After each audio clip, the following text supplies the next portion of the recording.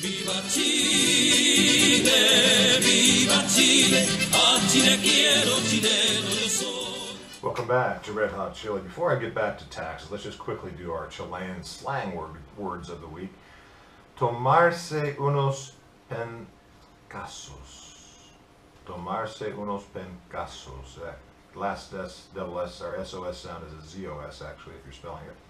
Means to have shots of alcohol of any kind. Tomarse unos pencasos. Hacer una vaca means to collect money between friends. Actually, it means everybody puts in a little bit for the, or ante up, maybe you'd say, when they're going out to dinner or buying something. Yo me rajo. Yo me rajo. That means I'll pay. It's on me. And no estoy ni ahí. That's A-H-I, you're spelling I-E. No estoy ahí, I don't care. There's your Chilean slang words from the week. Keep studying them, folks. When you get here, you're going to find out just how much they're used and how difficult it is to cope with Chilean Spanish if you don't know a few slang words. All right, let's get back to taxes and talk about a bit about them philosophically as well as just what the actual things are. Chile is, at this point, still a very low-tax country, and people here don't believe that, interestingly enough. They actually believe they are quite a high-tax country, which is it's just objectively not true. The New York Times published a little piece that you can look up on the April 11th edition under Business, and see how they perceive the tax rates in all of the 30-some OECD countries. You'll notice that in this list, Chile is the rock bottom, lowest taxed of all the OECD countries. At the top of the list are Belgium, Germany, Austria, Hungary, where these people are paying, well, most countries are paying about 47 to 49%. Belgium's got almost 56% of one's income goes towards, it goes out in taxes. And then if you go down the list, you got Sweden, Czech Republic, Slovenia, Greece. All these, European quasi-socialist states are all very high-tax states. Well, who's at the bottom of all of this? The bottom is Chile, followed by New Zealand. Well, no surprise there. New Zealand, for me, isn't a great place to live socially, but in terms of its economic situation, it's far better than most places in the world. It certainly deserves your attention as a top 5 possible destination. Above New Zealand is Mexico, and then comes Israel and South Korea, followed by Switzerland. Switzerland also not a great surprise, although Switzerland is still taking 22%. It's not completely cheap. This report in the New York Times registers Chile as 7%. That's what they're taking if you look at the employers and the employees' contribution. That's actually inaccurate, and a lot of times people have somewhat inaccurate information about Chile. The problem with Chile, remember, is you have, when these people are doing their mega-state calculations, Chile does not have Social Security or unemployment insurance. It's private. Those are deducted from your pay, as well as your private medical insurance, which is completely portable because it's your plan, not a group plan. The employer's required to take it from your salary and pay it. But these payroll deductions are in a private system, so are they really a tax? Well, in the sense that you lose the use of the money, they're a tax. And from a libertarian point of view, we don't like the fact that we're forced to pay into what effectively is an IRA or unemployment insurance. But from another libertarian point of view, we're quite happy to pay and something that is actually ours, that we get our own mutual fund statement for, that we can review, and it's physically ours. We have title to it, rather than some Ponzi scheme that is often found in places like the United States or Europe. And so those are not counted as taxes, and I guess that's fair. It really shouldn't be counted as taxes. It's your money. It's at your disposal, at least at some point in time. Typically 65, or when you lose your job. The rest of the taxes in Chile are phenomenally low, and the 7% figure is actually about right, but it includes a lot more than what they're talking about here. Well, the way I calculate it, depending on where you are in the upper middle class, which tends to be most people that come down most people that tend to come down, I suppose, through our program tend to be very wealthy, upper class, but there's a good segment of people that are interested in the radio show and the blog and coming to Chile, and they are sort of upper middle class people. They're not wealthy people. There are people that are making, your $60,000 to $120,000 a year, that range in the United States or equivalent in Europe. And so they have a decent life, they have a decent house, they got a car, they've got, kids going to good schools.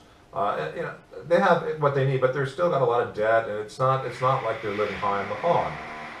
Well, that person here, if you add up all the taxes they will pay for a typical house they might have, the 1,500 or 2,000 square foot apartment here in Chile, it might even be closer to be the 1,600, 1,400 square foot.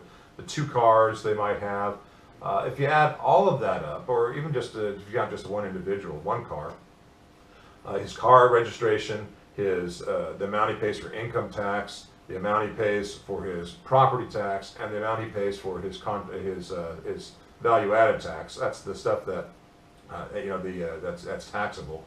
A lot of things you pay out of your income are not. So the relatively small amount that you actually consume on things that are subject to tax, like the value-added tax or the import tariff, it's an imported good. All that adds up to about 6 to 8% of one's income. Now, folks, that's really low. I mean, that's lower than Hong Kong. I mean, this is a low-taxed country, and this New York Times report demonstrates that. So it's kind of got things haywire in the way that it calculates it, as far as I can tell. But it is right in putting Chile at the bottom of the heap. I mean, it's not a high-tax place. So the new tax reform, as bad as it is still not going to make us, into a European country or something. It's not. It's simply not going to affect us that way. But it's still bad because we want taxes to be lower. I'd love to see Chile's tax rates and burden to be, half of what it is right now. That doesn't look like it's going to happen anytime soon. Okay, well, anyway, there's enough of taxes for the moment. Chile, one of the benefits of Chile, one of the things on the 55 things on the list for why is the grass really green on the other side, one of the more recent blog entries, is the fact that it's a low-tax country. If you're a libertarian, that should at least get your ears going up and saying, yeah, I don't think I like paying taxes. Maybe Chile's not such a bad deal after all. And I do get to keep my private Social Security and all those other little benefits that you suffer the deprivation of where you currently reside. I was listening to Bob Higgs and talking about how the state is just too awful to even tolerate the other day on a YouTube video. It was a Mises University lecture. And of course, Bob's an anarchist, very good scholar, and I appreciate his work a lot. Published one of my articles through a refereed process a couple years ago on my findings about fire safety regulation, how the state fails, and how markets really respond and succeed in Nigeria. And his conclusion was, and basically, like Albert J. Nock, our enemy is the state. The state is the greatest enemy of mankind next to the devil himself. And maybe if you come from a Christian libertarian point like I do, they're just one and the same. I mean, the state is part of the kingdom of Satan itself. And how's that for a radical piece of information? Well, maybe not so much for people listening to this show, but it is if you start talking like that in normal evangelical churches and anywhere in the northern hemisphere. But at any rate, he's pointing out that this is our enemy, that it does so much damage to life, liberty, property. There's nothing that even comes close to the state as far as being something, a terror or horror that we can visibly see. And Higgs makes the pitch back in 2012, the best thing I can say for you young people, or advice I can give to you young people, and I don't like giving advice, he says, is to get ready to leave. I mean, to avoid having to be in these kinds of circumstances where you've got to deal with a state like we've got here. And he suggests you get a skill that is marketable overseas, like IT kind of skill that you can use while you're living overseas, or even if you can't earn the income in the country you're going to itself. And I think that's a great idea. The one thing I would also add to that is to learn a language, and I would certainly say that you learn Spanish, because there's a lot of possibilities that you'll be in a Spanish-speaking country. I don't think it's as important as learning Cantonese or even Russian, although those two languages could be helpful, or maybe Mandarin. I don't think you want to live, though, in China, do you? So, I'm thinking Spanish is your next best shot. I would go for that, and maybe Russian afterwards. Of course, it seems kind of ironic, but Putin these days is a little bit more libertarian than the American leadership seems to be. I guess that's really no great surprise for those of us who follow American politics. Okay, well, anyway, I appreciate the Bob Higgs remarks. Also want to make a quick comment on what's going on here in Chile with the earthquake and things like that. Well, of course, the earthquake and fire were a travesty and a tragedy beyond belief in a lot of sense, but yet a real amazing feat on the other side of things, because the earthquake, as bad as it was, or as big as it was, damaging 1,147 homes up in Iquique and Arica and surrounding small towns, is really quite amazing. And there was only, 9 people killed? I mean, that is bad, but if it happened in another country, folks, it would have been far worse. So the resilience of Chile is quite impressive.